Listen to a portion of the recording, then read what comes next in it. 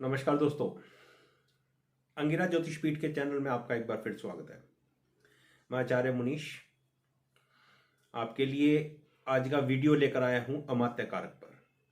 मैंने सभी जैमिनी के कारकों की इंट्रोडक्शन आपको पिछली वीडियो में दे दी है और थोड़ा थोड़ा आपको उनके बारे में बता दिया है, मतलब जिसको कहते हैं कि एक छोटा सा परिचय, इंट्रोडक्शन। अब जिन लोगों को जैमिनी एस्ट्रोलॉजी आती है वो मेरी बात को थोड़ा और ज़्यादा अच्छे से समझेंगे और जिनको नहीं आती वो लोग सीखेंगे। मेरा मकसद यही है। तो आशा है मेरा आज का वीडियो आपको पसंद आएगा। तो जो लोग मेरे चैनल पर नए हैं वो लोग प्लीज़ लाइक और सब्सक्राइब करें।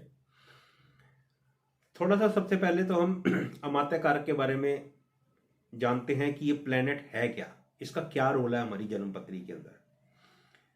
देखिए, जैमिनी के अंदर 7 कारक होते हैं। मैंने 7 कारकों की आपको पिछली वीडियो में इंट्रोडक्शन दे दी है। जिन्होंने नहीं देखी वो लोग प्लीज मेरी वीडियो देख सकते हैं। जैमिनी में जो दूसरे नंबर का यानी कि सेकंड हाईएस्ट डिग्री का प्लैनेट होता है उसको अमात्य कारक कहते हैं। अमात्य कारक हमारी जन्म पत्री में सेकंड हाउस को और 10th हाउस का रिप्रेजेंटेटिव है। आपको अगर धन की स्थिति देखनी है तो आपका अमात्य कारक कितना स्ट्रांग है और कहां बैठा है, किन राशियों में बैठा है, पता लग जाएगा। आपका अमात्य कारक 10th हाउस से कितना अच्छे से कनेक्ट कर रहा है ये बता देगा कि आपका लाइफ में स्टेटस कैसा होगा, आप लोग प्रोफेशनली कितनी हाइट पर जाओगे। तो अमात्य कारक हमारी कुंडली में 2 चीजों को रिप्रेजेंट करता है। तो आज हम अमात्य कारक पर जिस डिविजनल चार्ट पर बात करने वाले हैं वो डिविजनल चार्ट है D10, क्योंकि अमात्य कारक का डायरेक्ट रिलेशन है हमारे D10 चार्ट से। वैसे इसको हम D9 में भी देखते हैं, देखना भी चाहिए, लेकिन इसका डायरेक्ट कनेक्शन हमारे D10 चार्ट से है। क्यों है मैंने आपको बता दिया, क्योंकि ये हमारे सेकंड हाउस को रिप्रेजेंट करता है, हमारे धन को, और हमारी लाइफ के अंदर कितना हमारे पास अकोमोडेटिव वेल्थ होगी उसके ऊपर उसको रिप्रेजेंट करता है, और हमारे 10th हाउस को रिप्रेजेंट करता है। 10th हाउस हमारे प्रोफेशन का हाउस है और D10 चार्ट हमारे प्रोफेशन का डिविजनल चार्ट है। दशमांश चार्ट भी इसको हिंदी में बोलते हैं। तो दशमांश चार्ट में आपका अमात्य कारक कौन कौन सी राशियों में चला गया है, आज हम इसकी चर्चा करेंगे। चर्चा करने से पहले मैं थोड़ा सा आपको और बताना चाहता हूं कि आपको ये सब चीजों का भी ध्यान रखना पड़ेगा।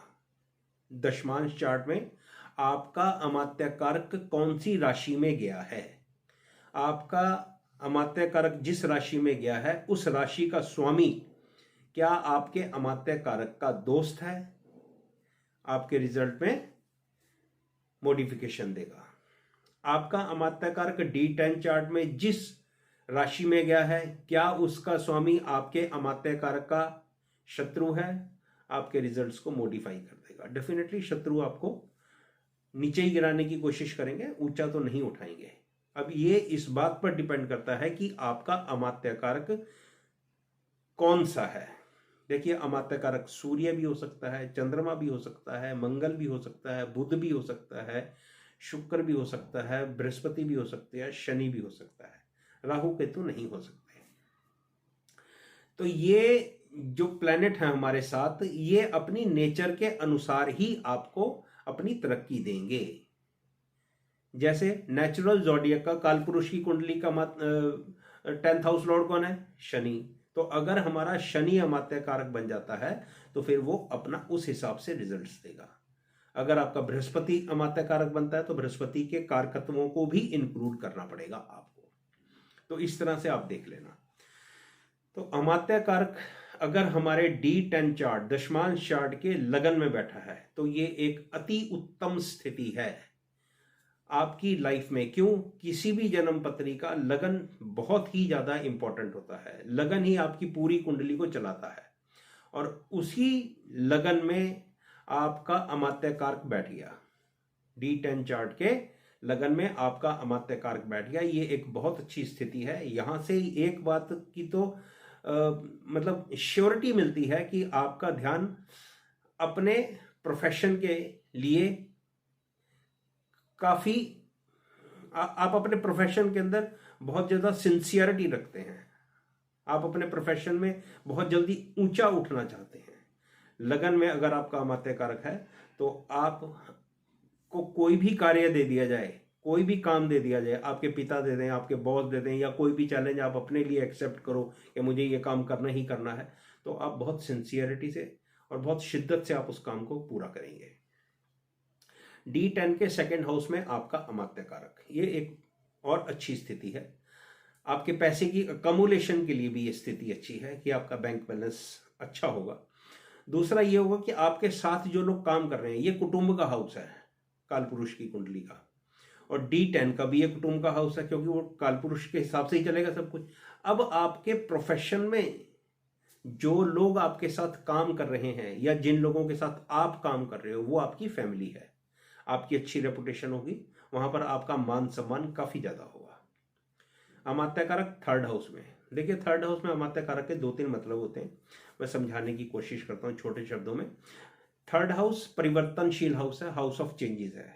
अगर आपकी कुंडली में खराब योग बने हुए हैं D1 चार्ट में, तो फिर मेरे भाई आपको एक नौकरी छोड़कर दूसरी नौकरी, दूसरी नौकरी छोड़कर तीसरी नौकरी, तीसरी के बाद चौथी, इस तरह से आपका जो प्रोफेशन है वो चेंजेबल रहेगा अगर कुंडली में खराब योग बने हुए हैं। अगर कुंडली में अच्छे योग बने हुए हैं, फिर ये स्थान पर आपके साथ काम करने वाले लोग आपकी तरक्की में आपके सहायक होंगे।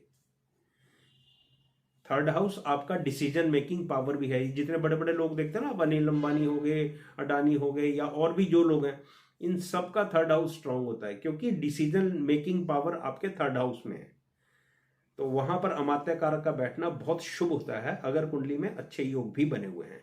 और अगर खराब है तो फिर चेंज है, बस प्रोफेशन बदलते रहो, कभी ये कंपनी में नौकरी, कभी वो कंपनी में नौकरी, तो इसका ये रिजल्ट मिलता है। अमात्य कारक आपके फोर्थ हाउस में, फोर्थ हाउस आप जानते हो हाउस ऑफ हैप्पीनेस है, मतलब D10 चार्ट, D10 चार्ट मतलब प्रोफेशन का चार्ट, तो आपके प्रोफेशन में आपकी हैप्पीनेस, ये भी एक अच्छी जगह है। लेकिन यहां पर आपकी हैप्पीनेस इस बात पर निर्भर करती है कि आपका अमात्य कारक जिस राशि में बैठा है उस राशि का स्वामी आपके अमात्य कारक का कितना अच्छा दोस्त है, ये इस बात पर निर्भर करता है। तो ये स्थिति अमात्य कारक के लिए भी ठीक है, और यहां से आप ऐसा अंदाजा लगा सकते हो कि आपकी पब्लिक लाइफ काफी अच्छी होगी। जितने भी लोग पॉलिटिशियन होते हैं उन लोगों की कुंडलियों में अक्सर देखने को मिल जाता है अमात्य कारक D10 के फोर्थ हाउस में, क्योंकि फोर्थ हाउस जनता का हाउस है। और इसी तरह से आपका अमात्य कारक अगर फोर्थ हाउस में आके बैठ गया D10 चार्ट में, तो बहुत हद तक संभव है, पॉसिबल है कि आप कोई ऐसा काम करोगे जहां पर पब्लिक इन्वॉल्वमेंट होगी, जैसे बैंकिंग की सर्विस होगी, जैसे आड़त होगी, जाते हैं ना अपना अनाज मंडी में जाते हैं, लोगों की इन्वॉल्वमेंट होती है, सब्जी मंडी होगी, लोगों की इन्वॉल्वमेंट होती है, लोगों से जुड़ते हो, तो इस तरह के रिजल्ट ये दे सकता है। अमात्य कारक फिफ्थ हाउस में, बहुत ही अप्रोप्रिएट प्लेसमेंट है ये अमात्य कारक की। आप बहुत ही बढ़िया थिंकर हो, आपकी क्रिएटिविटी बहुत अच्छी है, आप एक अच्छे राइटर हो सकते हो, आपका स्पोर्ट्स में अच्छा नाम हो सकता है, आप एक अच्छे एक्टर भी हो सकते हो। अमात्य कारक डिपेंड करता है कौन सा प्लैनेट है, वो आपको एक्टर भी बना सकता है। अमात्य कारक कौन सा प्लैनेट है वो आपको राइटर भी बना सकता है। तो ये अमात्य कारक के लिए एक बहुत अच्छी स्थिति है। हाँ, आपकी जो एजुकेशन है वो बहुत हद तक पॉसिबल है कि वो आपके प्रोफेशन में कन्वर्ट हो जाए, ये चीज भी आपका ये अमात्य कारक फिफ्थ हाउस में बैठा हुआ D10 चार्ट में दिखाता है। अमात्य कारक सिक्स्थ हाउस में, ये भी एक अच्छी स्थिति है अमात्य कारक की। देखिए सब कुछ डिपेंड करता है कि वो किस स्थितियों में बैठा हुआ है, कहाँ बैठा हुआ है। तो सिक्स्थ हाउस क्योंकि लोन का हाउस है, लेकिन ये आपकी डेली एक्टिविटीज का भी हाउस है। अमात्य कारक ऐसा प्लैनेट है कि आपको आपके प्रोफेशन के लिए लोन चाहिए तो वो यहाँ पर आपको लोन दिलवा देगा। अगर अफ्लिक्टेड है, स्थितियां खराब हैं, तो फिर आपको लोन लेने में परेशानी होगी, बस सीधी सी बात है ये। और अगर अफ्लिक्शन है तो फिर भाई साहब आप अपने डिसीजन भी नहीं ले पाओगे। सब कुछ डिपेंड करता है कि आपका अमात्य कारक किस स्थिति में किस तरह से बैठा हुआ है, उसके रिजल्ट उसकी अफ्लिक्शन और बेनिफिक एस्पेक्ट के ऊपर डिपेंड करते हैं। लेकिन जनरली सिक्स्थ हाउस में बैठा हुआ अमात्य कारक आपको नौकरी के लिए आपका रुझान ज्यादा दिखाता है, क्योंकि 6th हाउस नौकरी का घर है। 7th हाउस में D10 के 7th हाउस में अमात्य कारक, ये बिजनेस का हाउस है। यहां पर आप अपने बिजनेस के अंदर ऊंचाई प्राप्त कर सकते हो। Definitely 7th house public image का भी हाउस है, वहां पर भी आप अच्छा काम कर सकते हो। आपका लोगों के साथ जुड़ाव काफी अच्छा है। एक बात यहां पर यह भी देखने की है, भायात भावों के अनुसार 4th हाउस से 4th हाउस है, बहुत इंपॉर्टेंट हाउस है ये भी। तो यहां पर ये आपको बहुत शानदार रिजल्ट दे सकता है अगर इसकी स्थितियां अच्छी हैं तो। अमात्य कारक के यहाँ पर जनरली अच्छे रिजल्ट्स देखे गए हैं। अमात्य कारक के 8th हाउस, अब क्योंकि अमात्य कारक हमारे 10th हाउस को रिप्रेजेंट करता है और ये 8th house house of struggle है, तो यहां पर आपको स्ट्रगल देगा ये। लेकिन कुछ प्रोफेशन ऐसे हैं जिनके लिए अमात्य कारक का 8th हाउस में होना ही चाहिए। अब वो प्रोफेशन कौन कौन से हैं भाई? वो प्रोफेशन है, सबसे पहले तो ज्योतिष है, क्योंकि इसके अंदर आपको बार बार खोज कर निकालना पड़ता है, ढूंढना पड़ता है। वो प्रोफेशन आपका आर्कियोलॉजी डिपार्टमेंट है, खुदाइयां कर करके देखते रहते हैं वो कहीं कुछ मिला कि नहीं मिला। आपका अमात्य कारक 8th हाउस में, आप PhD के अंदर काफी अच्छा काम कर सकते हो, PhD कर सकते हो। आपका अमात्य कारक 8th हाउस में है तो आप एक ऐसे डॉक्टर बन सकते हो जहां पर आपको चीजों को ढूंढना पड़ता है। जैसे कौन कौन से, जैसे रेडियोलॉजिस्ट हो गए, जैसे पैथोलॉजिस्ट हो गए, जैसे माइक्रोबायोलॉजिस्ट हो गए। तो ये कुछ एक प्रोफेशन है जहां पर अमात्य कारक को 8वें घर में होना ही चाहिए, या 8वें घर से संबंध उसका होना ही चाहिए। अमात्य कारक 9th हाउस में, ये भी एक बहुत बेहतरीन स्थिति है, क्योंकि अमात्य कारक हमारे कर्म को रिप्रेजेंट करता है और 9th हाउस हमारे धर्म को रिप्रेजेंट करता है। तो ये एक बढ़िया स्थिति है आपके अमात्य कारक की 9th हाउस में। अगर आपकी नौकरी ऐसे लोगों के साथ है जहां पर आपकी उम्र से बड़ी उम्र के लोग हैं, तो वहां पर आपका उन लोगों के साथ जो तालमेल है काफी अच्छा रहेगा। मतलब इसको हम इस तरह से कह सकते हैं कि आपके पिता तुल्य जो लोग होंगे उनके साथ आपके संबंध अच्छे रहेंगे, वो आपको हमेशा हेल्प करेंगे। और जो लोग धर्म से संबंधित हैं, धार्मिक विचारधारा रखते हैं, उनके लिए तो ये बहुत अच्छी स्थिति है। धार्मिक यात्राएं खूब करवाता है ये अमात्य कारक 9th हाउस में। अमात्य कारक इन 10th हाउस, 10th हाउस आपका प्रोफेशन का ही घर है, और आप देखो अमात्य कारक आपके प्रोफेशन को ही रिप्रेजेंट करता है। अब ये तो बिल्कुल शानदार स्थिति है कि आपका अमात्य कारक आपके 10th हाउस में है। सारी कहानी इस बात पर डिपेंड करती है कि अमात्य जो 10th हाउस की राशि है वो कौन से ग्रह की राशि है। अब अमात्य कारक अगर सूर्य है वो 10th हाउस में, तो दिग्बली हो गया, आपकी बल्ले बल्ले है, मजे हो गए, पाव 12 हो गए। अब अमात्य कारक अगर आपका मंगल है तो पाव 12 हो गए भाई साहब, 10th हाउस के अंदर उसको दिग्बल प्राप्त है। अमात्य कारक अगर आपका शनि है तो भी वो नेचुरल जॉडियक का 10th हाउस का लॉर्ड है। तो भाई इस तरह से आपको देखना पड़ता है। तो अमात्य कारक इन 10th हाउस एक सुपर क्लास, एक बहुत बेहतरीन स्थिति है। ये इस चीज को दिखाता है कि आपकी मार्केट रेपुटेशन, आपका स्टेटस, आपकी पर्सनैलिटी समाज में आदरणीय होगी। अमात्य कारक इन 8th हाउस आपके कारोबार के लिए अच्छा है, आपकी रिकॉग्निशन के लिए अच्छा है, अकमुलेशन ऑफ वेल्थ के लिए बहुत अच्छा है।